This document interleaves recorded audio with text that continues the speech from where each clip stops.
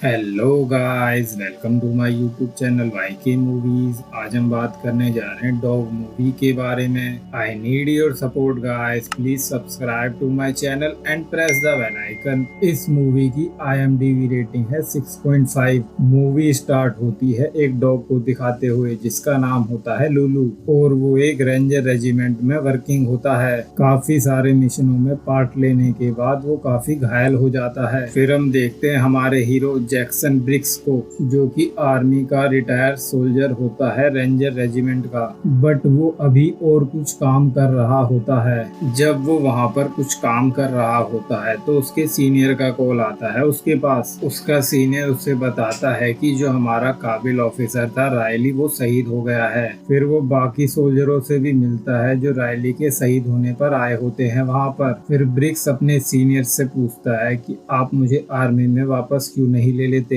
उसका सीनियर उसे कहता है कि तुम मेडिकली तौर पर फिट नहीं हो पूरी तरीके से। ब्रिक्स कहता है बाकी लोग भी तो फिट नहीं है पर वो भी तो आर्मी में शामिल हैं। पर उसका सीनियर कहता है कि वे लोग मेडिकल तौर पर फिट हैं। फिर ब्रिक्स अपने सीनियर के आगे हाथ फैला देता है और वो कहता है कि उसे सोल्जर की पोस्ट दोबारा से दी जाए। अगली सुबह उसका सीनियर उसके पास आता है और वो उसे अपने साथ ले जाता है रेंजर रेजिमेंट में, जहाँ पर वो सोल्जर उसे कहता है कि तुम्हारा ये ID कार्ड एक्सपायर हो चुका है। फिर वो उसका सीनियर ऑफिसर उसे अंदर ले जा रहा होता है अपने साथ, जहाँ पर एक और सोल्जर उसका सामान पैक कर रहा होता है वहाँ से जाने। फिर ब्रिक्स का सीनियर उसे कहता है कि रायली का कुछ सामान है जो तुम्हें उसके माँ बाप को देना है। फिर उसका सीनियर कहता है कि इस डॉग को भी तुम्हें अपने साथ ले जाना होगा जिसका नाम लुलू होता है। फिर ब्रिक्स उस डॉग से जाकर मिलता है जिसका नाम लुलू होता है और वो काफी शांत लग रहा होता है। जैसे ही वो उसके कानों को टच करता है तो वो उस पे भौंकने लग जाता है। फिर वो सैनिक उसे बताता है कि मैंने तुम्हें बताया नहीं इसके कानों को मत छूना, नहीं तो ये तुम्हें काट लेगा। फिर ब्रिक्स उस डॉग को लेकर वहाँ से निकल जाता है, जहाँ पर उसे लगता है कि उस डॉग का मुंह थोड़ी देर के लिए खोल देना चाहिए और वो उसका मुंह खोल के थोड़ी देर के लिए अंदर चला जाता है।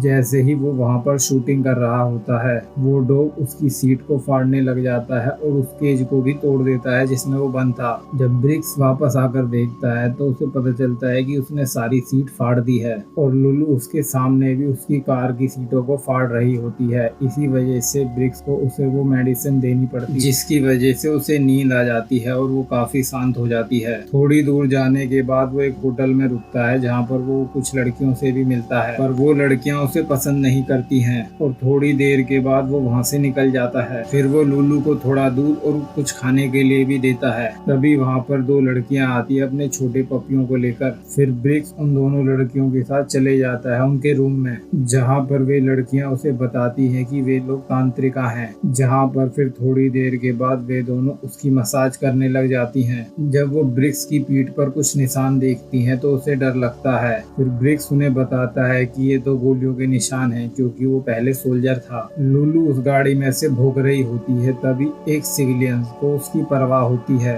और वो उसे बाहर निकालने की कोशिश करता है, पर तभी ब्रिक्स वहाँ पर आ जाता है और वो उसे मना करता है ऐसा करने से। पर वो सिविलियन गाड़ी के कांच पर पत्थर मारकर उसे तोड़ देता है और लुलू वहाँ से आजाद हो जाती है और उस सिविलियन के पीछे पड़ जाती है और वो उसको काटने ही वाली होती है और ब्रिक्स उसे बचाने की पूरी कोशिश करता है, पर वो उसके कपड़े फाड़ देती है। जब ब्रिक्स उस सिविलियन को बचा लेता है तो थोड़ी देर के बाद लुलू उसे काट लेती है। ये सब देख के वे लड़कियां अपने घर में चली जाती हैं और दरवाजा बंद कर लेती हैं। जब ब्रिक्स दवाई लेने की कोशिश कर रहा होता है तो लुलू उसकी पानी की बोतल गिरा देती है और थोड़ी देर के बाद वो गाड़ी में से निकलकर भाग जाती है। फिर उसके पीछे पीछे ब्रिक्स भी भागता है, पर वो पता नहीं कहाँ चली जाती है। ब्रिक्स उसे ढूंढते ढूंढते घर में पहुंच जाता है, जहाँ पर उसे पता चलता है कि कोई आदमी गांजे की खेती करता है। थोड़ी देर के बाद ब्रिक्स के पीछे आकर कुछ लगता है और वो थोड़ी देर के बाद वहीं पर बेहोश हो जाता है। जब ब्रिक्स को होश आता है तो वो अपने आप को एक तबेले में पाता है, जहाँ पर उस आदमी को लगता है कि ये आदमी उसका गांजे का बिजनेस बंद करवाने के लिए यहाँ पर आया है। ब्रिक्स उसे बहुत समझाता है पर वो उसकी बात नहीं समझता है बिल्कुल भी। ब्रिक्स फिर अपने डॉग के बारे में यानी लुलू के बारे में भी पूछता है फिर उससे, पर वो उसे कुछ कुछ भी नहीं बताता है। उसके जाने के बाद ब्रिक्स अपने आप को वहाँ से छुड़ा लेता है और फिर वो वहाँ से एक कुल्हाड़ी लेकर निकल जाता है उसे मारने के लिए। फिर वो वहाँ पर लुलू को देखता है जो कि थोड़ा चोटिल होती है। फिर हम वहाँ पर देखते हैं केविन नाश को, जिसका इस मूवी में नाम होता है गस। और थोड़ी देर के बाद ब्रिक्स भी वहाँ पर आ जाता है। गस की वाइफ लुलू का काफी अच्छे तरीके से ख्याल रख रही होती है क्योंकि उसे चोट लगी होती है पाँव में, और वो ब्रिक्स को कहती है कि उसे थोड़ा टाइम चाहिए ठीक होने में। थोड़ी देर के बाद ब्रिक्स और गस काफी अच्छे फ्रेंड बन जाते हैं। गस की वाइफ बताती है कि वो थोड़ा बहुत पिरामिड के बारे में भी जानती है, और वो ब्रिक्स को बताती है कि तुम्हारी एक बेटी है जिसका नाम तुमने लड़के के नाम पर रखा है, जिसका नाम होता है सैम। ब्रिक्स कहता है हाँ, मेरी एक लड़की है जिसका नाम मैंने सैम रख रखा है। गस की वाइफ बताती है कि लुलू को गद्दे पर सोना है, और थोड़ी देर के बाद ब्रिक्स और लुलू वहाँ से निकल जाते हैं और वो एक प्लान के तहत बढ़िया होटल में जाकर रुकते हैं, जहाँ पर ब्रिक्स अंधा बन जाता है क्योंकि वो एक आर्मी वाला होता है। तो होटल वाले भी उसे फ्री में अंदर जाने देते हैं। फिर ब्रिक्स और लुलू वहाँ पर नहा रहे होते हैं काफी मजे से।